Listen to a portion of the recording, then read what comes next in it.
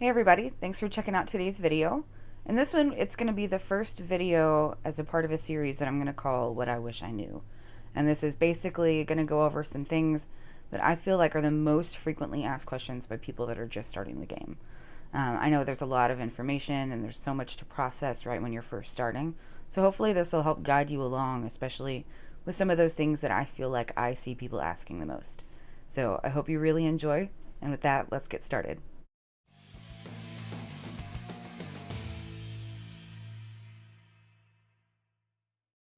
Okay, so one of the first things that I feel like people ask all the time is what do I use my gems on or my gold on? So we'll go through a little bit of that. What I recommend as far as spending is to max out your training centers first. So you'll have 4 slots in your training center, and when you max those out, they're going to give your heroes quicker leveling, which is a really big deal, especially as you're growing, so that way you can progress quicker.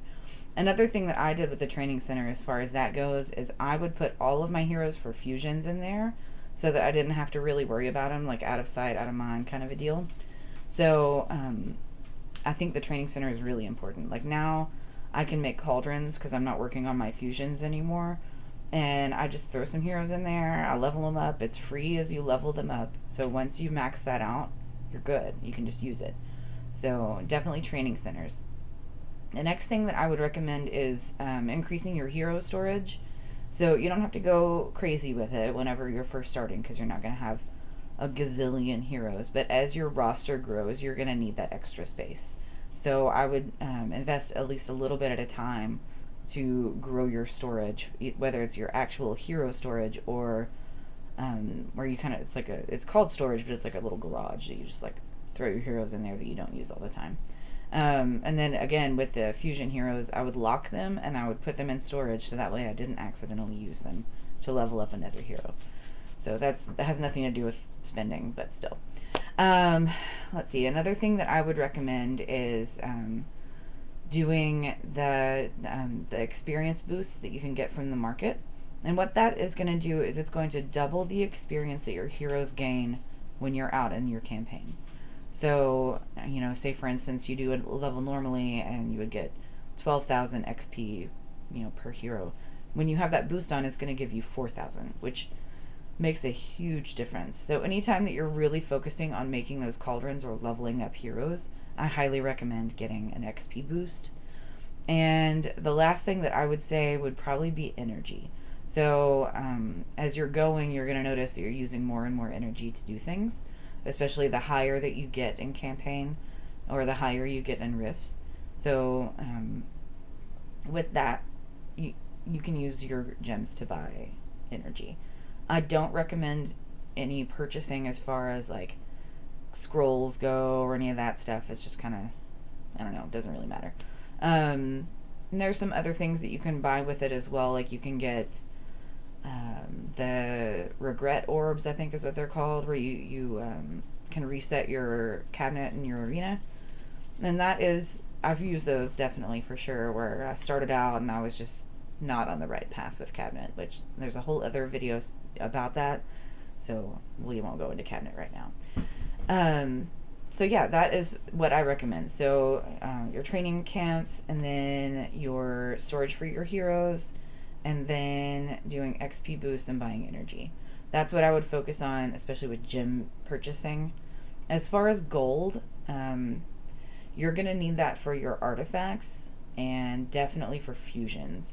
So try to be really frugal, especially if you're working on a fusion, because of how much those cost. Like the last fusion where you're making Gwen or you're making Strybog, those are going to be 20 million gold. So just keep that in mind as you're going through and you're upgrading things, that like eventually you're going to need a hefty chunk of gold to be able to make those fusions possible. All right, so the next thing that I feel like a lot of people talk about is what heroes to keep, what heroes to feed, and who to level up, like that kind of deal. So there are actually some really good uncommon heroes, but I wouldn't really focus on those so much right when you're first starting. I know right when you first start the game, you're going to get Alias, and he's a great hero. I definitely recommend keeping him, and you'll probably use him for a while. There are farmable heroes that you can get from just doing like grinding your campaign levels. If you hit up the same area or the same level over and over again, you're going to start seeing that you're getting a hero as loot. Those are the heroes that I use the most as far as making my cauldrons or using to level up, to feed off, like different things like that. So if I know that I can just grind in a campaign level and get a hero, those are the ones that I would sacrifice first. um, Always make sure that you have at least 5 bronze scrolls or any color scrolls when you are in a guild, because you have to use 5 scrolls a day to get your one of your banners. So keep that, at least have like a little stockpile of those. um, what you can do is you can use 1 stars to feed to 2 stars, level up your 2 stars, turn those into 3 stars, and then use those as cauldrons to level up your 3 stars.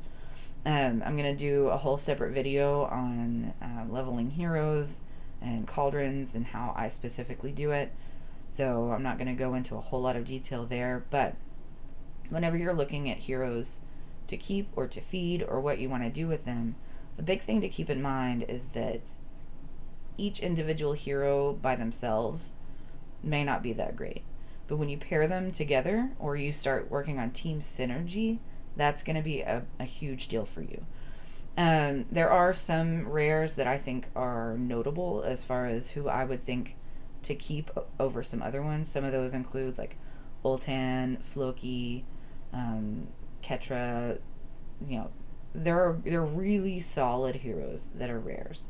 But I think what matters is using the heroes you have and being able to make a team with that. So if you can't really make a viable team, don't start just like leveling heroes like crazy. I do think that everyone should keep at least one of every hero. That way you have them. Now, also keep in mind that if you're going to be in a guild that does war, you're going to have rare heroes fully maxed. Or, to use in war. You'll have to have legendary, epic, and rare. You'll have to have all 3.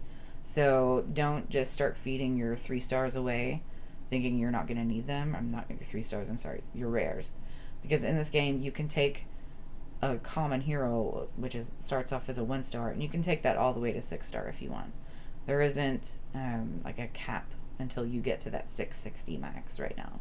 So I think it's just really important that instead of focusing on individual heroes, that you can focus on how you can build a team with the heroes you have.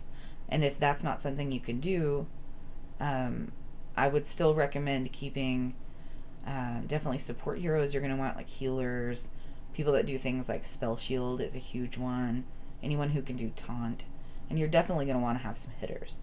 So just work with the heroes that you do get, and don't be so stressed about what other people are using, because you can take some heroes that are like what somebody would tell you isn't worth anything, and you can make that hero awesome with a team.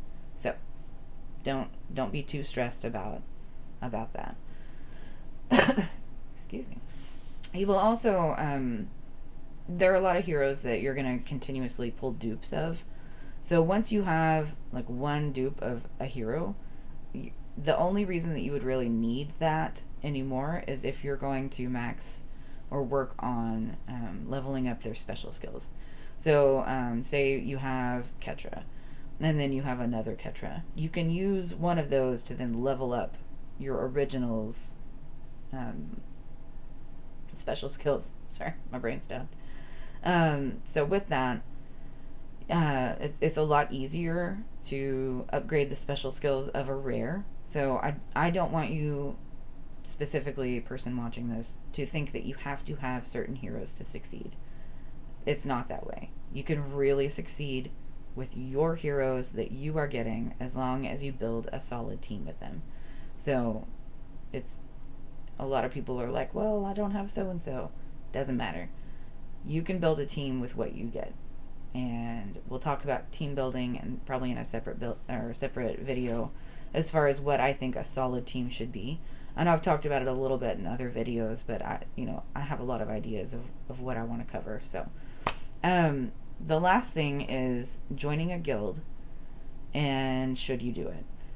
I highly recommend joining a guild. I know some people just like to play by themselves and, not worry about anything, but the benefits of a guild far outweigh the negatives. So, with a guild, you're going to see a lot more loot. Like, for instance, there's a guild event that's coming up in a few days. You wouldn't be able to do that if you weren't in a guild. It would just be pointless. So, this whole event where you can get really solid loot is not going to be available for you. Also, when there's a raid boss, which is like a titan in Empires and Puzzles, like that kind of deal, you all fight that together, and then you get really good loot from that, and you get artifacts, you get gold, you get potions, you get all these other things that you can use everywhere else on top of what you would just be getting from regular play. And then you'll have your daily, weekly, and monthly quests that you're able to do, where those benefit yourself, and also every day you're going to be benefiting the people that you're playing with. Now, if you join a guild, I'm sure some people, if you join my guild, for instance, I don't care if you don't talk. I want you to come in and play and have fun and do what you need to do. But I definitely think it's highly worth it to be able to have that camaraderie, and then to be able to help other people in your guild. I think it's really valuable. Also, there will be knowledgeable people that you're going to be playing with that can help teach you and train you, and I think it's just a really important thing to be surrounded by other people working towards the same goal. Now, again, if you work by yourself and you just hate guilds, I get it. You do you, but I do think that it is beneficial. I also think it's beneficial to join the Discord for Gemstone Legends. Like, they have their own primary server. I think that's really important to join because you're going to get a lot of information from that. One of the big things, though, is you're going to see announcements come across from Gemstone Legends as far as new heroes or any changes that they've made to heroes or the game, and you're able to keep up with that. So even if you're not a fan of getting in that general chat room and chatting with people, there's still a lot of super solid information that you can get from that.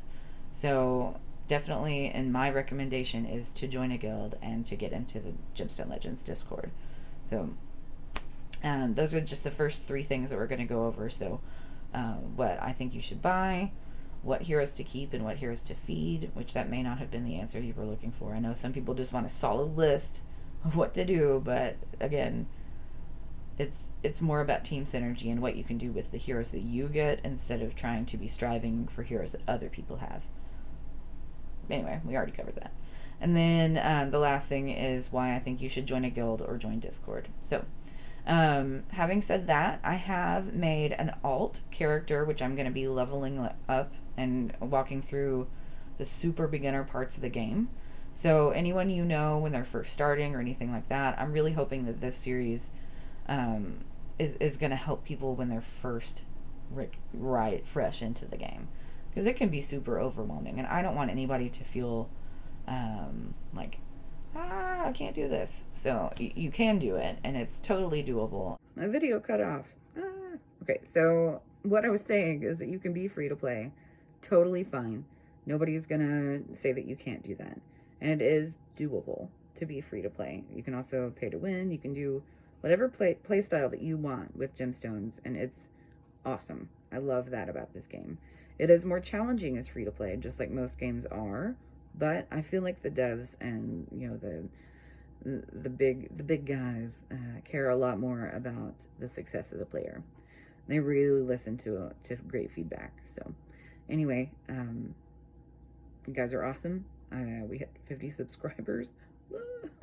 I know that's not a lot compared to like some other streamers that have gazillions of videos and everything, but I'm really excited about it, and I think each and every one of you that have subscribed, it's a really big deal to me. So thank you all. I hope you have a wonderful day.